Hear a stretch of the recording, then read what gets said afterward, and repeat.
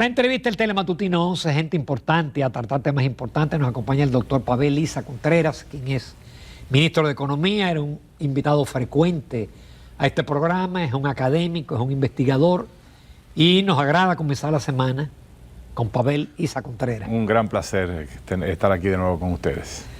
Pavel, hay muchos temas. Ustedes publicaron su informe la pasada semana sobre la pobreza monetaria, que revela una disminución de 5.6 puntos porcentuales, estoy hablando de memoria, sí, en relación al primer trimestre.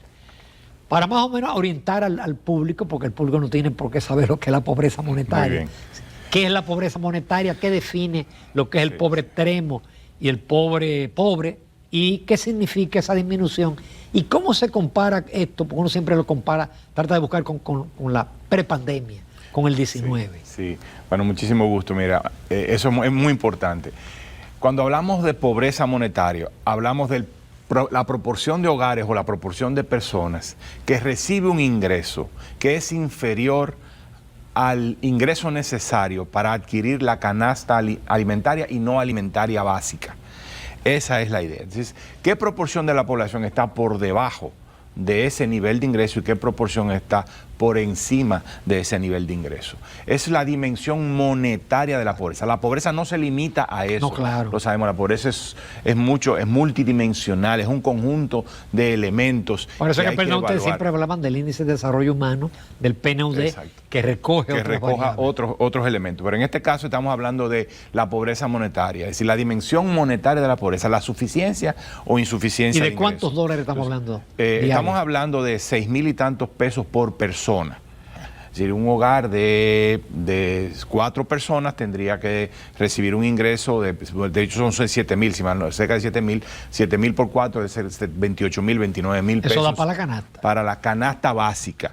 Obviamente puede haber discusión que si esa canasta es suficiente o no es suficiente. Bueno, pues se hace un estudio, se hace un análisis y se determina cuál es esa canasta que permitiría que la gente tenga un nivel de vida mínimo. Esa es la idea. Ahora, ¿qué ha estado pasando? A lo largo después de 2020, que hubo un aumento en la pobreza monetaria desde 25-26% de la población hasta 30%, a partir de la recuperación económica 2021, 2022, 2023, y a pesar de la inflación, lo que ha venido pasando es que una alta proporción de la población ha venido pasando desde recibir ingresos por debajo de la línea de pobreza a recibir ingresos por encima de la línea de pobreza. Y como resultado, esa proporción de hogares y personas que reciben ingresos por debajo de la línea de pobreza ha venido cayendo de manera sistemática. En el primer trimestre del año 2024, el nivel de pobreza monetaria alcanzó el mínimo histórico. 18.9% de la población percibe ingresos por debajo. Estamos hablando de 8.8, más de casi 9 puntos porcentuales por debajo de lo que se vio en el año 2021, que fue de 30%, 28%. Ha venido cayendo. ¿Y en el 19? En el 19 era 25%. En promedio. Sí, que ha bajado con relación a la pandemia. Ha venido bajando con relación incluso al nivel de prepandemia. ¿Son los planes sociales? ¿O es... El ingreso laboral, Ramón, ha sido el fundamental. No significa que los ingresos no laborales como las transferencias gubernamentales o las remesas no hayan jugado un rol, sí lo han jugado, pero lo que se ha venido recuperando más rápidamente es el ingreso real, el ingreso laboral real, es decir, el poder de compra de los hogares asociado al ingreso que perciben por trabajo. Y esto a pesar de la inflación. Sabemos que tuvimos 2021 y 2022 años con un relativamente alto nivel de inflación, entre 7 y 9%, cuando normalmente es de 4%. Y a pesar de eso, en esos 2 años, los ingresos laborales crecieron más velozmente que la inflación. No mucho, pero lo lograron así. En el 2023 fue particularmente elevado el incremento en el ingreso laboral comparado con la inflación, porque ya en el 2023 la inflación estaba de vuelta a la normalidad. Y en 2024 lo que estamos viendo es una economía con alto crecimiento, con baja inflación, lo que promete que los ingresos laborales van a seguir creciendo y la inflación, con una inflación baja, vamos a seguir viendo tasas de pobreza monetaria declinantes. Ustedes siguen proyectando un 5% de crecimiento. Seguimos proyectando un 5% de crecimiento. No vemos razones para revisar ese número. Bueno, se revisa, pero se sostiene, se mantiene la predicción. En el 23 se revisaba para la baja. Se fue revisando para la baja en la medida que las condiciones, especialmente financieras domésticas, continuaban apretadas, precisamente porque en Estados Unidos y en otros mercados financieros globales importantes se mantenían condiciones muy restrictivas. Esto es importante porque la política monetaria en la República Dominicana no puede abstraerse de la política monetaria en Estados Unidos, en Europa o en otros mercados financieros importantes, porque si desalineas la política, entonces imagínate tú si tú bajas la tasa de política monetaria o adoptas una ya política de por sí monetaria, la brecha es pequeña, correcto. Un punto y medio. Si tú te desalineas mucho, entonces, y bajas mucho los intereses en el país respecto al extranjero, pues el dinero te va a salir, ¿no?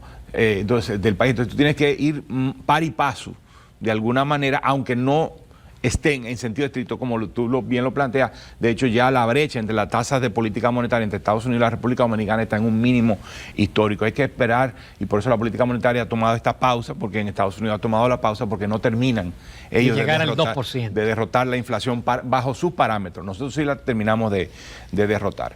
Pero en general lo que ha pasado es que el año pasado, a pesar de tener una política monetaria bastante restringida, altas tasas de interés y relativamente bajo crecimiento, los aumentos de salario lograron reducir la pobreza monetaria. Nosotros pensamos que en este año... Hubo 2 aumentos de salario. Sí, hubo, y agresivos. Unos aumentos de salario bastante por encima de los niveles de inflación. Nosotros pensamos que en 2024 vamos a seguir teniendo baja inflación, alto crecimiento. El resultado en el mercado de trabajo debe ser muy positivo y los niveles de pobreza monetaria deben seguir cayendo. Ahora bien, es importante no sobreestirar el dato de pobreza monetaria. Como yo dije, es la cantidad de personas que estaban por debajo de la línea de pobreza y que suben y empiezan a tener un ingreso por encima de la línea de pobreza. Pero eso no necesariamente significa que su condición de vida cambió. Siguen siendo vulnerables. Sigue siendo. Esto es una economía que tiene una gran capacidad para reducir pobreza monetaria, pero su capacidad para reducir vulnerabilidad es menor. Mucha gente pasa de ingreso de pobreza a ingreso de no pobreza, pero es más difícil, para esta economía ha sido más difícil mover esa población desde una condición por encima de la línea de pobreza, pero por encima, pero todavía cercana, a alejarla de la línea de pobreza de la manera significativa y para anclarla, porque ese es otro elemento. Una enfermedad terminal en uno de los miembros ya. El tema de salud es un elemento fundamental. ¿Cómo tú anclas la situación de no pobreza? ¿Cómo tú garantizas que ese hogar no vuelva hacia atrás? Bueno, lo garantiza a través de más y mejores empleos, que los empleos sean de calidad, que sean seguros y con más y mejores servicios públicos y más y mejor seguridad social. Esos son los 3 elementos. Como tú bien dices, una enfermedad puede hacer retroceder un hogar de manera significativa, porque el gasto de bolsillo que el hogar tiene que hacer para enfrentar la situación, porque la seguridad social es insuficiente, es muy alto. Eso hay que enfrentarlo y por eso estamos hablando no de una reforma tributaria como se está hablando, no de una reforma de la administración pública solamente, sino una reforma mucho más amplia que incluya la reforma de la seguridad social, en particular en su dimensión. A esa parte salud. Vamos a ir para ver, me interesa. Pero quiero referirme también al decreto del presidente con la meta 2036. Ustedes en la página usted habla de duplicar el PIB y el bienestar. Esa meta 2036 viene a ser una especie de sustituto de la Estrategia Nacional de Desarrollo. No, es un complemento. Es más bien un complemento. La idea es, bueno, vamos a ponernos metas más específicas, vamos a ponernos metas más concretas, vamos a tratar de llegar a la luna, como el propio presidente dijo. Entonces, ¿qué tenemos que hacer para llegar a la luna? Tenemos que hacer un montón de cosas. No se trata de crecer más. Eso lo hemos hecho. Crecer, hemos crecido bien. El punto es crecer de manera diferente para garantizar bienestar. Y por eso se habla de duplicar el PIB, pero también el presidente hablaba de aumentar los salarios, poder erradicar la pobreza extrema ya que la pobreza, nos faltó eso en el segmento anterior, la pobreza extrema es el nivel de ingreso necesario, monetaria, nivel de ingreso necesario para comprar la canasta alimentaria solamente. La República Dominicana, la pobreza monetaria extrema es relativamente baja y podemos erradicarla. Esa es la indigencia. Esa es la pobreza monetaria extrema o indigencia, efectivamente. Entonces el presidente habló de todo eso, es decir, la idea es, vamos a llegar a la luna. Ahora, ¿qué tenemos que hacer para llegar a la luna? Tenemos que crecer de una manera distinta a la que hemos crecido. Sí, porque por ejemplo, entre 2004 y 2012 el PIB se triplicó por 3, pero el bienestar, ojo Ramón, el bienestar, hoy el bienestar es mayor que hace 20 o 30 años, sin duda. O sea, ahora, no estamos satisfechos con ese nivel de bienestar, porque con el nivel de crecimiento que hemos tenido, debimos haber tenido mucho más bienestar. ¿Y por qué que no me alegro que tú lo digas, porque ese era un discurso que tú lo tenías como académico. Y qué bueno que como ministro lo mantenemos. Sí, ¿y por qué no tenemos tanto bienestar como hubiésemos debido a haber tenido? Bueno, porque primero, los empleos no son de suficiente calidad. Si hemos creado empleos, pero los empleos no han sido de suficiente calidad. Una proporción muy elevada del empleo que se ha creado ha sido empleo informal. No significa que el empleo informal sea de baja calidad, pero la mayor parte del empleo informal es precario, es de baja calidad. No todo, pero la mayor parte. E incluso hemos también creado empleos formales, pero no todo el empleo formal es un empleo de calidad. Hay una proporción de él que no es un empleo de calidad. Tenemos que crear empleos de más calidad. Y eso no te lo da el mercado y sencillamente el crecimiento. Tienes que tener políticas dirigidas a crear empleos de calidad. Y eso tiene que ver con el tejido productivo y las políticas de desarrollo productivo y cuáles son los incentivos que tú ofreces y cuál es el entorno que tú ayudas a crear para que las empresas se transformen tecnológicamente, para que crezcan por una parte, pero se transformen tecnológicamente y empiecen a demandar fuerza de trabajo de más calidad, por una parte. Y por otra parte, tienes que preparar a la fuerza de trabajo para que ocupe esos puestos. Entonces se trata de políticas de desarrollo productivo dirigidas hacia objetivos que tú quieras en materia, por ejemplo, de agricultura. Cómo tú transformas y modernizas la agricultura para que empiece a demandar empleos de más calidad.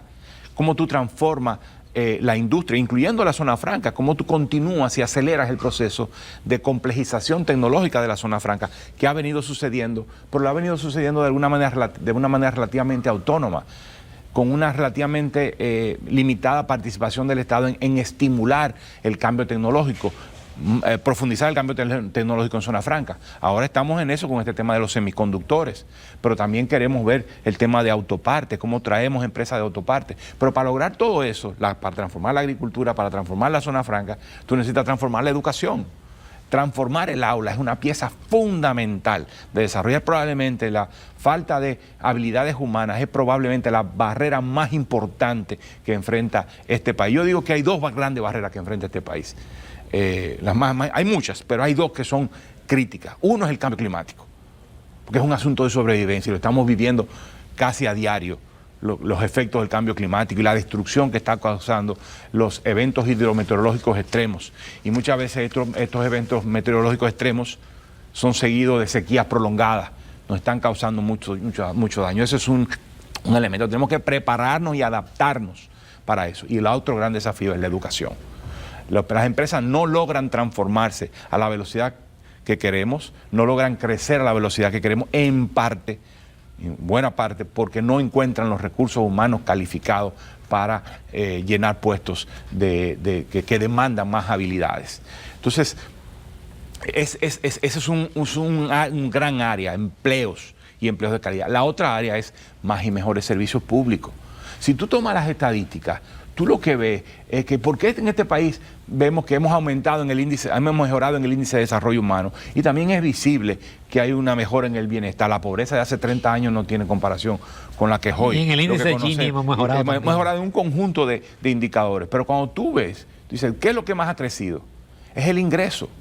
Los servicios públicos, el acceso a servicios se ha quedado rezagado. No ha aumentado el acceso a servicios públicos de la calidad a la velocidad que ha aumentado el ingreso. Entonces, el Estado tiene una responsabilidad fundamental en eso.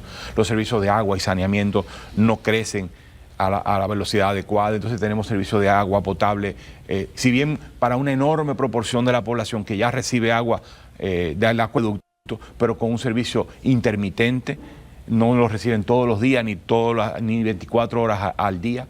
por ejemplo, o el tema de seguridad pública. Es decir, bueno, si tú ganas más de lo que ganaba tu papá o tu mamá, pero sales a la calle y te sientes más inseguro. Eso es parte de la calidad de vida. Entonces tienes la dimensión agua, la dimensión seguridad, transporte.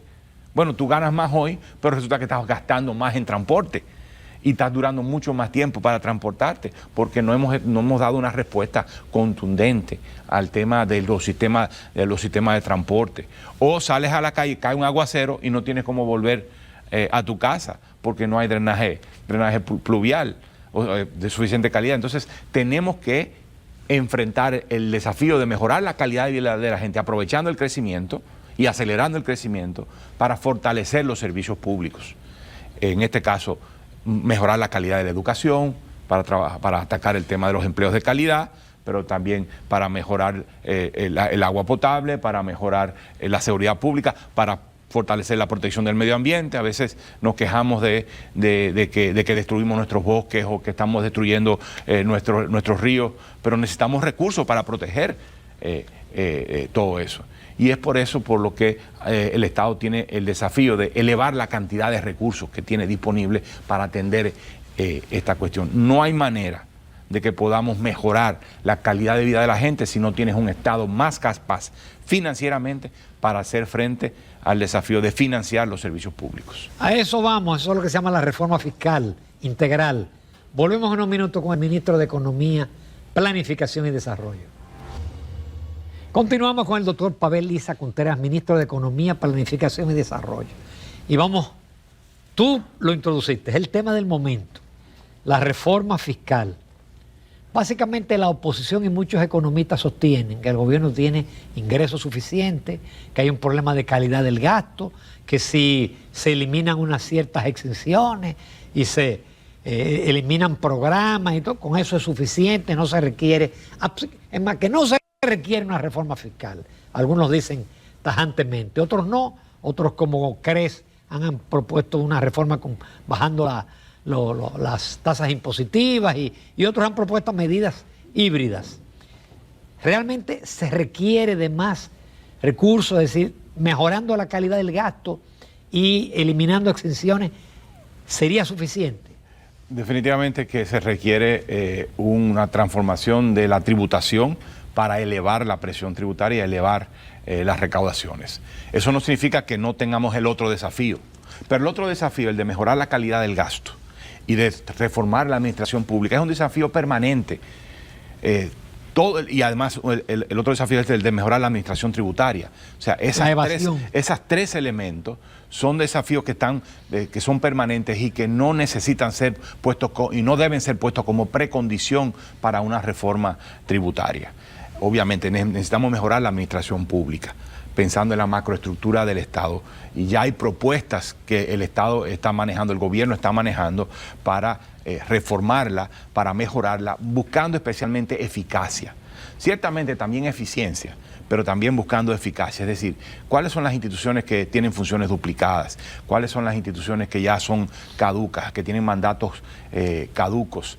¿Cómo podemos hacer una labor más efectiva del Estado, con un Estado más compacto, con menos instituciones?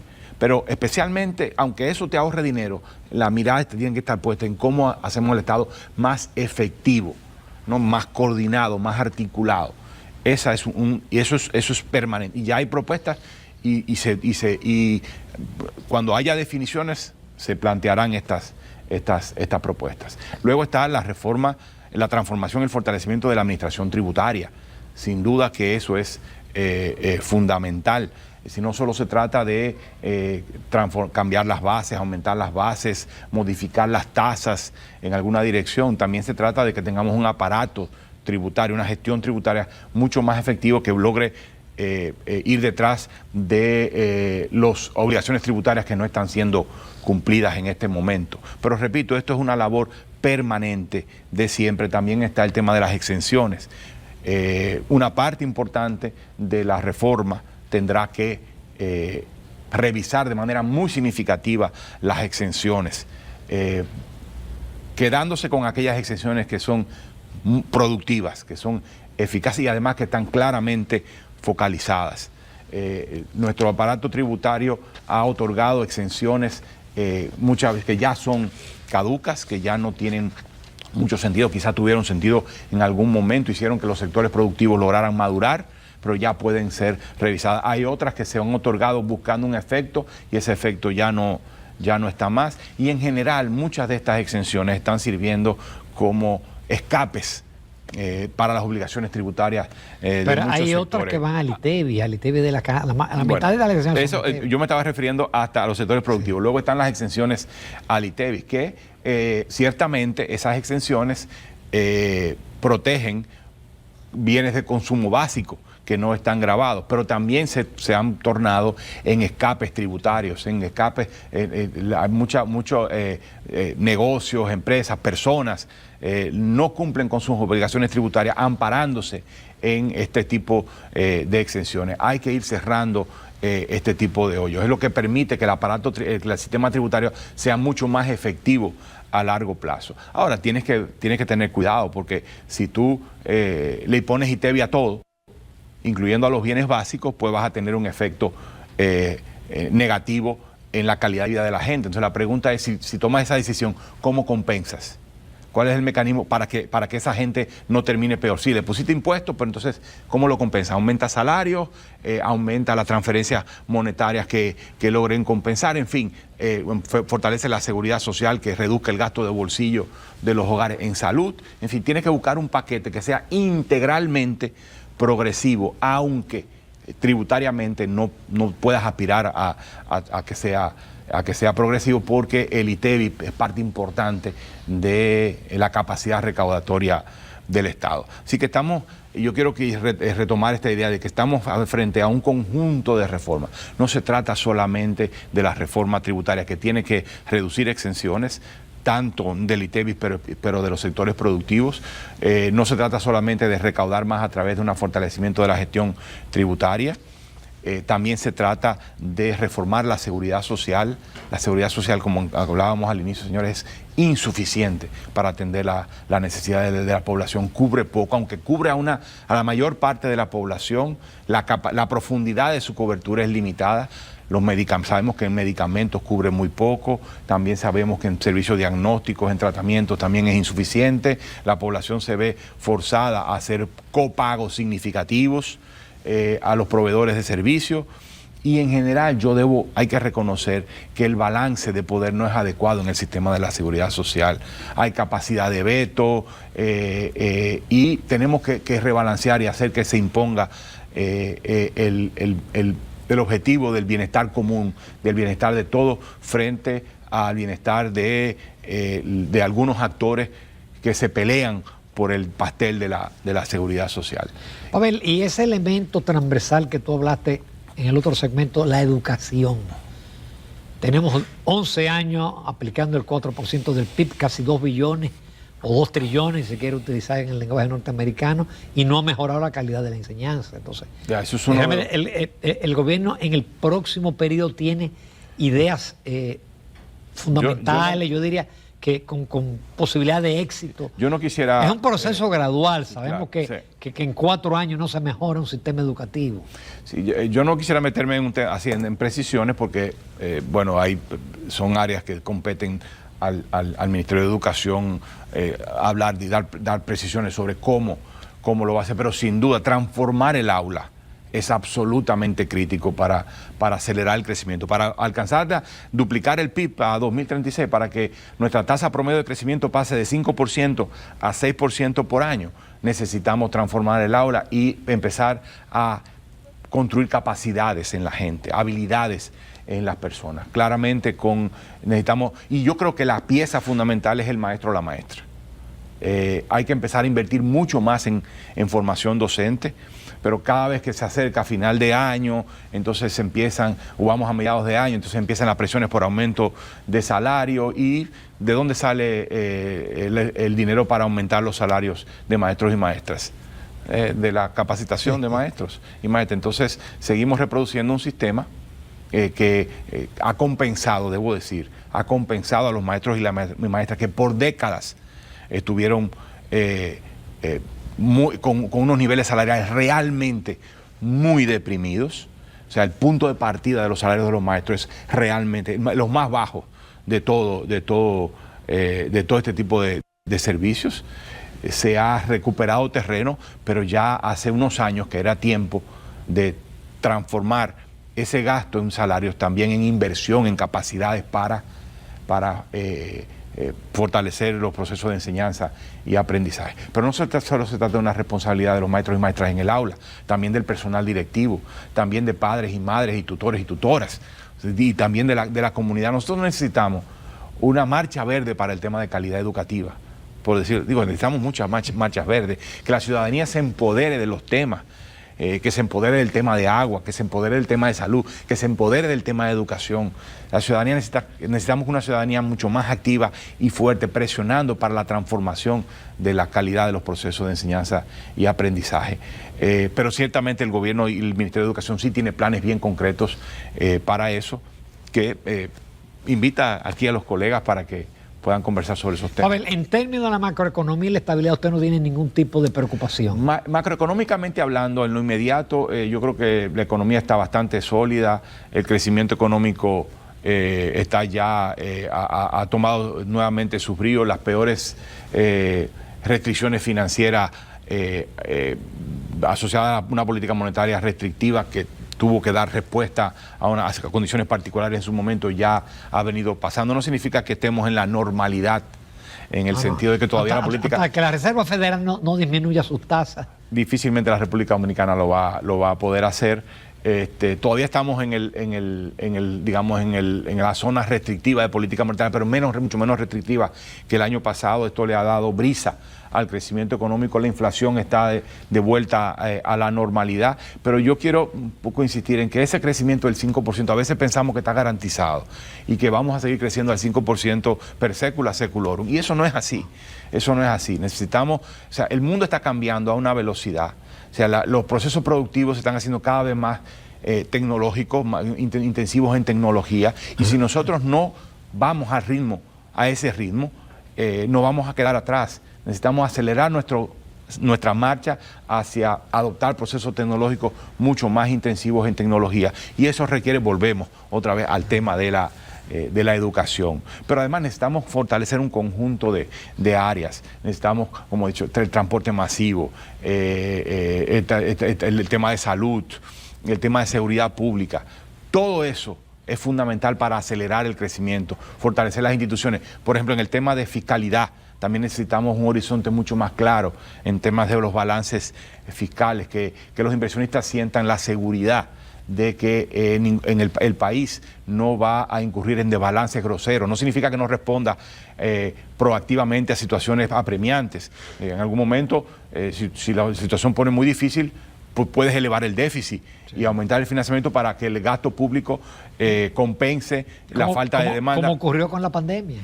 Y ha ocurrido en otros momentos, que la política monetaria tenga la flexibilidad de que la economía está ralentizada. Bueno, entonces aflojamos las tuercas, soltamos dinero, bajamos la tasa de política monetaria, pero para eso necesita un colchón fiscal más fuerte, necesita más capacidad fiscal, necesita bajar la presión que tiene la política monetaria con el déficit cuasi fiscal, y esa es una responsabilidad, le dice cuasi fiscal, pero al final es una responsabilidad fiscal. Entonces, para darle previsibilidad a las finanzas públicas y atraer inversiones de calidad, necesita darle previsibilidad a las finanzas, y eso te lo da una reforma tributaria, una reforma de la administración pública, y te lo da también una ley de responsabilidad fiscal, la que está en el Congreso, que es una ley de responsabilidad fiscal. No es una ley muy estricta, no es una camisa de fuerza. No es una camisa de fuerza, pero sí da mucho más tranquilidad a los inversionistas, que dicen, bueno, mira, aquí hay unas reglas que si se respeta, porque hay que respetarla, no se trata solo de adoptarla, sino de respetarla, pensamos que este país no se va a desguañangar, utilizando los términos de Bernardo Vega, no se va a desguañangar, porque hay unas reglas que permiten ajustar frente a situaciones. Tampoco, no solo que el gasto público no se va a disparar y la inflación no se va a disparar, también es que no van a dejar que la economía se hunda. y van a reaccionar oportunamente y van a mantener el ritmo de crecimiento. Eso es lo que te da es tranquilidad, y los inversionistas van a sentir la confianza. Los inversionistas pequeños y grandes, porque a veces pensamos los inversionistas como si fuesen solo grandes empresas, no, también el pequeño, que dice, no, mira, yo pienso que aunque este año, aunque la economía está reduciéndose, el gobierno va a responder, y yo, como el gobierno va a responder, la política monetaria va a responder, la política fiscal va a responder, yo tengo perspectiva en mi negocio y voy a ampliar mi colmado o voy a ampliar mi pequeño taller, no voy a echar para atrás este esfuerzo porque yo sé que las cosas van a caminar más o menos bien. Entonces se trata de un conjunto de esfuerzos que permitan poner a la economía en una senda de crecimiento, mover el crecimiento, asegurar el 5 y movernos hacia el 6. Pavel, te agradezco muchísimo la participación. A la orden siempre. Y me alegro porque tú mantienes el mismo discurso de cuando eras académico e investigador. Muchas gracias. Sí, éxitos. Eso, para eso fue que nos pusieron acá. Éxitos. Gracias. Nos vamos a comerciales. En el próximo segmento vamos a una entrevista breve con Abel de Castro, el gerente general de la Zona Franca de Nigua.